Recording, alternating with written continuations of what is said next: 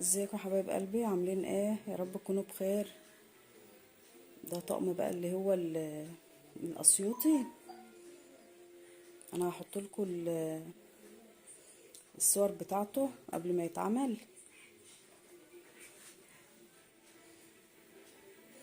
ده بتاع واحدة عجوزة خالص، حبت اللي هي تجدده.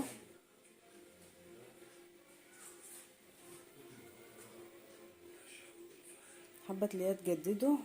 كان كان بايظ خالص، يعني كان عايز يترمي. بصراحة هو بقى حلو خالص. دي الترابيزة بتاعته.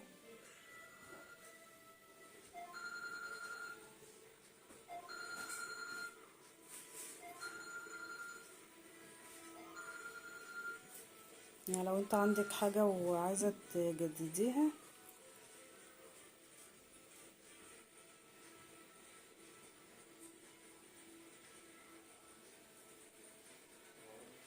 ما ت...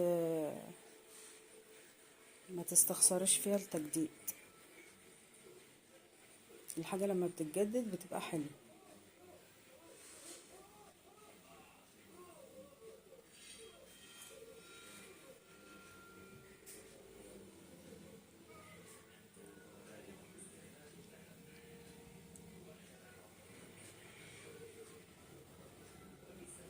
هحط لكم الصور بتاعته قبل ما يتجدد خالص. يعني هو بصراحة بقى شكل تاني خالص. يعني هي الست كانت عايزة ترميه اصلا. بقى ما شاء الله. اللي دايما احنا عارفين لطقم الاسيوطي ديت بتبقى ايه؟ شلتة على الارض، يعني شلتة قاعدة وشلتة على الظهر. ده كده خلاه ثابت. يعني الانترات الاسيوطي دي بتبقى شلتة، بتبقى سفنج. لكن دي بقت ثابتة خالص اهي. واخد ديات. وشفتوا اللي بتاع اللي على اليدات دي بتشال، عشان اللي يسند ما يسندش على على الخشب.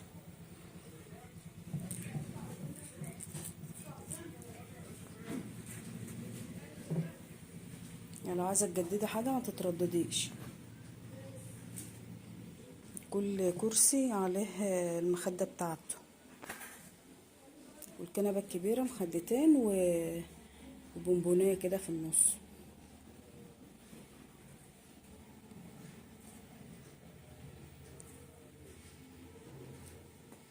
جددي الحاجة وانت مطمئنة، مش اي حاجة تترمي.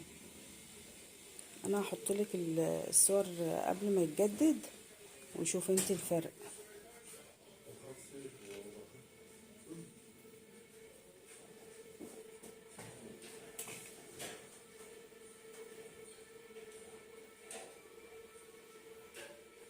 والله بقى جميل، بقى حلو خالص.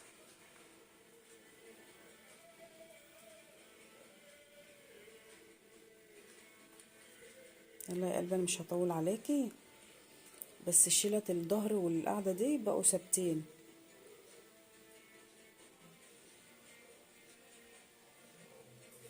بقى جميل خالص.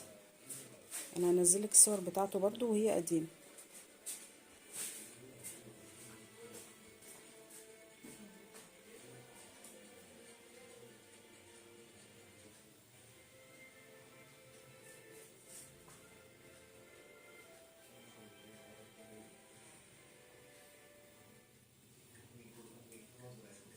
يلا يا قلبي.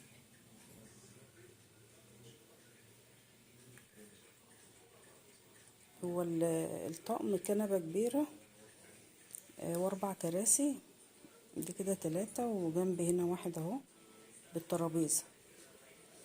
كنبة كبيرة واربع كراسي وترابيزة، وكل كرسي عليه خدادية، والكنبة الكبيرة خداديتين وبونبوناية. يلا يا قلبي، جددي حاجتك، ما تسيبهاش او تفرطي فيها، لا جدديها. اما تصرفي عليها وتتجدد احسن ما تجيبي جديد، اوفر. يلا يا قلبي، باي.